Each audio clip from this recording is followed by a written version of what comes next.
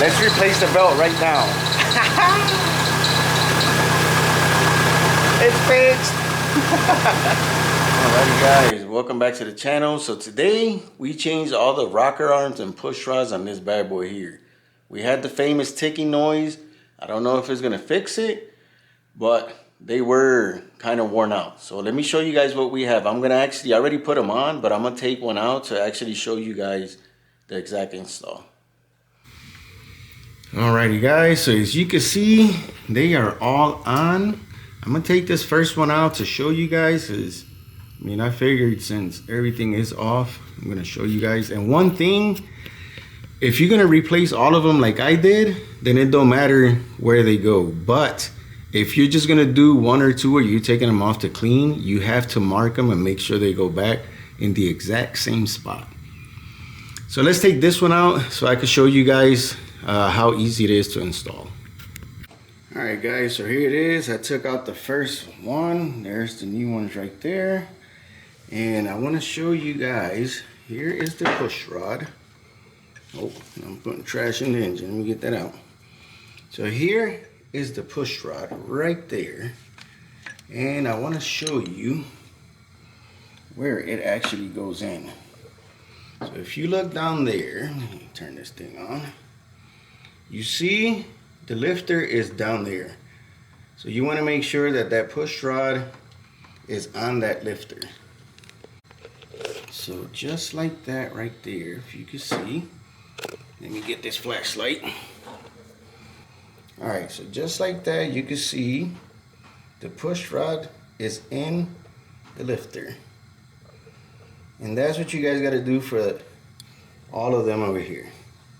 Super easy. So after you do that, you line them up and make sure you use some engine assembly lube or your preference. I think this is just Lucas heavy duty oil stabilizer in a different bottle, but it works. So then you put them on, making sure the push rod lines up with the little hole up there, and torque them down. Ours we're torquing to 22 foot-pounds. Make sure you guys check your manuals to see what's the torque on your guys's engine. So here are the old ones that came out. As you can see, they don't look bad until you do this. Look at all that wear. Guys, super worn out. This engine does have 182,000 miles on it, so let's get to it. Let me show you guys. Alright guys, everything is back on. The question everybody's asking, did it work? I'm asking the same question to you. Let's find out.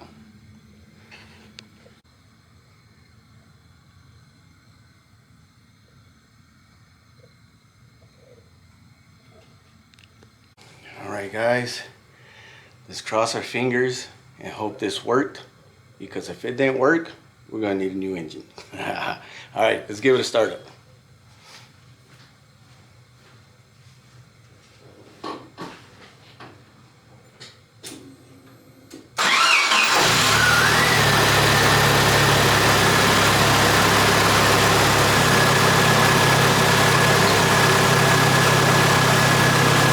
I don't hear any noise.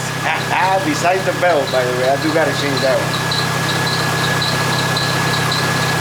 Yep, that's the belt.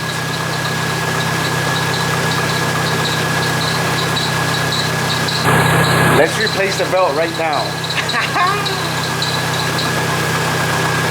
It's fixed.